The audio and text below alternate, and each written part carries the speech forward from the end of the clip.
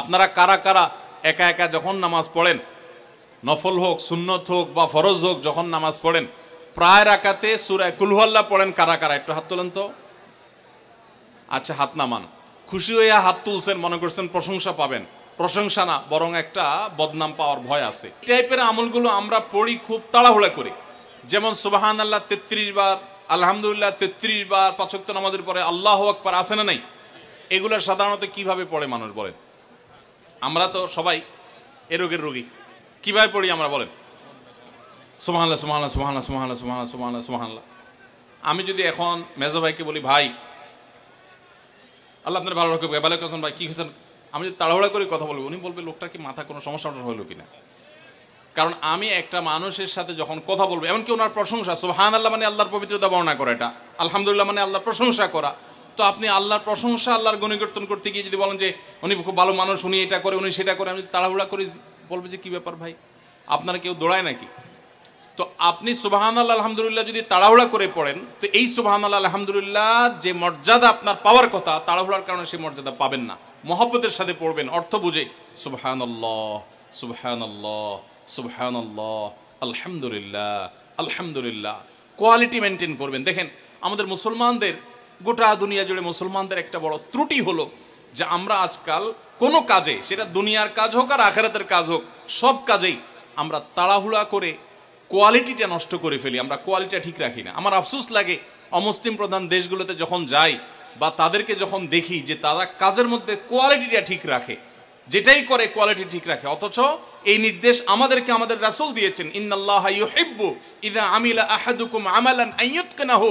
আল্লাহ পছন্দ করেন বান্দা যেই কোনো কাজ করুক, আমালান আই আমালিন, যে কোনো কাজ করুক, সেটা দুনিয়ার কাজ হোক সেটা আখিরাতের কাজ হোক, সুদৃঢ়ভাবে করবে, সুন্দরভাবে করবে, উত্তম রূপে করবে, এটা আল্লাহ তাআলা পছন্দ করেন। আর আজকাল আমাদের অবস্থা কি? আমাদের অবস্থা হলো যে আমরা তাড়াহুড়া করি। ভাইরা আমার, এই তাড়াহুড়া করে কোয়ালিটি নষ্ট করা যাবে না। সূরা ইখলাস, এটাকে আমরা সাধারণত কুল হুয়াল্লাহ সূরা বলি, তাই না? ইখলাস মানেটা কি? আমরা যেহেতু এই সূরাগুলো নামাজের মধ্যে সবচেয়ে বেশি পাঠ করি, ঠিক না বেঠিক? এই সূরাগুলো, অর্থাৎ শেষের দিককার সূরাগুলো আমরা যেহেতু বেশি নামাজের মধ্যে পাঠ করি, এই সূরাগুলোর অর্থ যদি আমি জানি, ব্যাখ্যা যদি আমি জানি, তাহলে নামাজের মধ্যে মনোযোগ ধরে রাখা সহজ হবে। কারণ আপনি মুখে কি পড়তেছেন, আপনি নিজে অর্থ বুঝেন না, মন্ত্রের মতো পাঠ করতেছেন। যদিও না বুঝে পড়লেও আপনি সওয়াব পাবেন, কিন্তু না বুঝে পড়লে তো আর এই কোরআনে আল্লাহ কি বলেছে এটা আপনি জানতে পারবেন না, না জানলে সে অনুযায়ী আপনি আমলও করতে পারবেন না। এজন্য আমাদেরকে বুঝতে হবে। এজন্য সূরা ইখলাস সম্পর্কে আমরা জানি। ইখলাস এই সূরার নাম, সূরার নাম হলো সূরাতুল ইখলাস বা ইখলাসের সূরা। ইখলাস শব্দের একটা অর্থ হলো পিওর করা, খাঁটি করা। তার মানে আমাদের ইবাদতটা শুধু আল্লাহর জন্য হবে, খাঁটি হবে, এখানে কোনো ভেজাল অন্য কারোর জন্য সেটা হবে না। আমাদের দোয়াগুলো সব শুধু আল্লাহর জন্য হবে, খাঁটি এবং ফ্রেশভাবে আল্লাহর জন্য নিবেদন করবো, সাথে আর কারোর সেখানে শরিক করব না। এই জন্য এই সূরার নাম ইখলাস, যে এই সূরার মধ্যে আল্লাহর ইবাদত, একত্ববাদ, তাওহীদ, এটাকে খাঁটি করবার নির্দেশ দেওয়া হয়েছে। আল্লাহর কোনো শরিক নাই, এই জন্য এটাকে সূরা ইখলাস বলা হয়েছে, খাঁটি করার সূরা, ঈমানকে বিশুদ্ধ করা, তাওহীদকে ঠিক করার সূরা। কুল হুয়াল্লাহু আহাদ, আমার সাথে সাথে আপনারা বলেন, কুল হুয়াল্লাহু আহাদ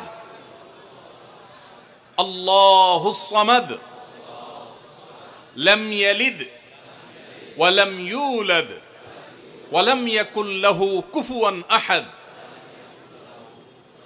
কুল হুয়াল্লাহু আহাদের অর্থ হলো বলুন। কুল মানে বলুন। এই কুলটা বড় কাফের কুল। আমরা অনেকে কয় রস্যকার কুল ও কুল, বড়ই লিখতে যে কুল লিখি আমরা ওই রকম বলি। এই কাফটা ভেতর থেকে আসবে, কুল কুল কুল বললে তার অর্থ হবে বলো। আর যদি ছোট কাফের কুল, অর্থাৎ বাংলা করস্যকার কুল ও কুল লিখি যে আমরা ওরকম কুল যদি বলেন, আরবিতে তার অর্থ হলো খাও। একটা হলো বলো, আরেকটা হলো খাও। অর্থের মধ্যে বেশ কম আছে না নাই? অনেক বেশ কম, কোথায় খাওয়া আর কোথায় বলা।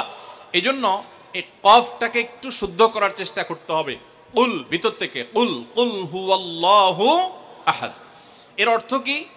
কুল মানে বলুন।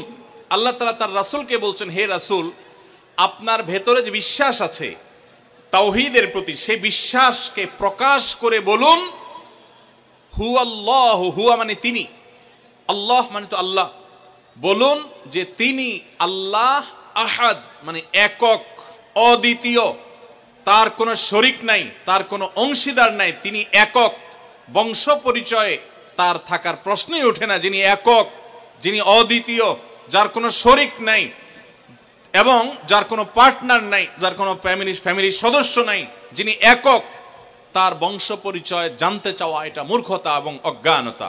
এজন্য আল্লাহ রাব্বুল আলামিন জানিয়েছেন, কুল হুয়াল্লাহু আহাদ, বলে দিন তিনি আল্লাহ যিনি একক, আল্লাহুস সামাদ, আল্লাহ হলেন সমাদ। সমাদ শব্দের অর্থ হলো যে তিনি হলেন সেই মহান সত্তা, সবাই যার কাছে মুখাপেক্ষী, তিনি কারোর কাছে মুখাপেক্ষী নন।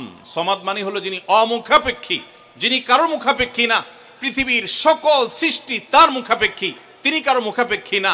যেহেতু তিনি কারোর মুখাপেক্ষী না, অতএব তার বাপেরও প্রয়োজন নাই, তার মায়েরও প্রয়োজন নাই, তার সন্তানের প্রয়োজন নাই, বন্ধুর প্রয়োজন নেই, তার কারোর কোনো প্রয়োজন নেই। সবার তাকে প্রয়োজন, কিন্তু তিনি কারোর কাছে মুখাপেক্ষী নন। আল্লাহুস সামাদ, লাম ইয়ালিদ ওয়া লাম ইউলাদ, যেহেতু তিনি কারো মুখাপেক্ষী নন, এজন্য তিনি কাউকে জন্ম দেননি। ওয়া লাম ইউলাদ, এবং তাকেও কেউ জন্ম দেয়নি। যেহেতু তিনি কারো মুখাপেক্ষী না, এজন্য তার বাপমারও প্রয়োজন নাই। আমরা দুনিয়াতে আসার জন্য বাপমার মুখাপেক্ষী, বাপমা ছাড়া আসতে পারে না। যেহেতু আল্লাহ কারো মুখাপেক্ষী নন, এই জন্য তার কোনো জন্মদাতার প্রয়োজন হয়নি। ওয়া লাম ইউলাদ, এবং তিনি কাউকে জন্ম দেননি। কারণ আমাদের সন্তান সন্ততি জন্ম দিতে হয় আমাদের প্রয়োজনে, কারণ আমার বংশধারা ধরে রাখতে হবে, আমার নামটা ধরে রাখতে হবে, আমার সম্পদ রক্ষণাবেক্ষণ করতে হবে, বৃদ্ধকালে আমাকে দেখাশোনা করতে হবে। এইসব কারণে আমাদের সন্তানের প্রয়োজন হয়। আল্লাহ তাআলা যেহেতু মুখাপেক্ষী নন কোনো কিছুর প্রতি, এই জন্য তার কাউকে জন্ম দিয়ে তার বংশটিকে রাখারও প্রয়োজন নাই, আবার তাকে কেউ জন্ম দেওয়ারও প্রয়োজন নাই। ওয়ালাম ইয়াকুল্লাহু কুফুয়ান আহাদ, আর তার কোনো সমকক্ষ নাই, তার সমান কেউ নাই, তার সাথে কোনো প্রকার সাদৃশ্য হতে পারে এমন আর কেউ নাই। তিনি অদ্বিতীয়, তিনি একক। এই ছোট ছোট 4টি সূরায় আল্লাহ তাআলার 3টি গুণবাচক নাম আল্লাহ উল্লেখ করেছেন। আল্লাহর মূল নাম যেটা, সেটা উল্লেখ করেছেন আল্লাহ, তার জাতে পাকের নাম। আর এর পাশাপাশি আরো 2টি গুণবাচক নাম উল্লেখ করেছেন। এক হলো আহাদ, মানে একক, এটা আল্লাহর গুণবাচক নাম। আর একটা হলো সমাদ, এটাও আল্লাহর গুণবাচক নাম। এই নামগুলো আল্লাহ তাআলা উল্লেখ করেছেন। আমরাও অনেকে সূরা ইখলাস প্রায় রাকাতে পড়ি, আছে না নাই? আপনারা কারা কারা একা একা যখন নামাজ পড়েন, নফল হোক, সুন্নত হোক বা ফরজ হোক, যখন নামাজ পড়েন প্রায় রাকাতে সূরা কুল হুয়াল্লাহ পড়েন? কারা কারা একটু হাত তোলেন তো। আচ্ছা, হাত নামান। খুশি হয়ে হাত তুলছেন, মনে করছেন প্রশংসা পাবেন। প্রশংসা না, বরং একটা বদনাম পাওয়ার ভয় আছে। হাতটা তোলাইছি আমি, আপনারা মনে করছেন সবসময় হাত তুললেই শুধু জিতা যায়। দেখেন, যারা সূরা ইখলাসকে মহব্বত করে, এই যে ঘটনা আমরা শোনালাম নবী সাল্লাল্লাহু আলাইহি ওয়াসাল্লাম, এটা জেনে যে আমার আল্লাহর আলোচনা আছে এই সূরায়, অন্য কোনো আলোচনা নাই, আল্লাহর পরিচয় উল্লেখ করা আছে, আল্লাহর বৈশিষ্ট্য এবং ক্ষমতার উল্লেখ আছে, সেই মহব্বতে যদি কেউ সূরা ইখলাসকে মহব্বতের সাথে ধীরে ধীরে পড়ে, তাহলে তো তিনি অবশ্যই আল্লাহর কাছে বিশেষ মর্যাদা পাবেন। ওই সাহাবীর মতো আল্লাহর ভালোবাসা পাওয়ার সম্ভাবনা জোরালো।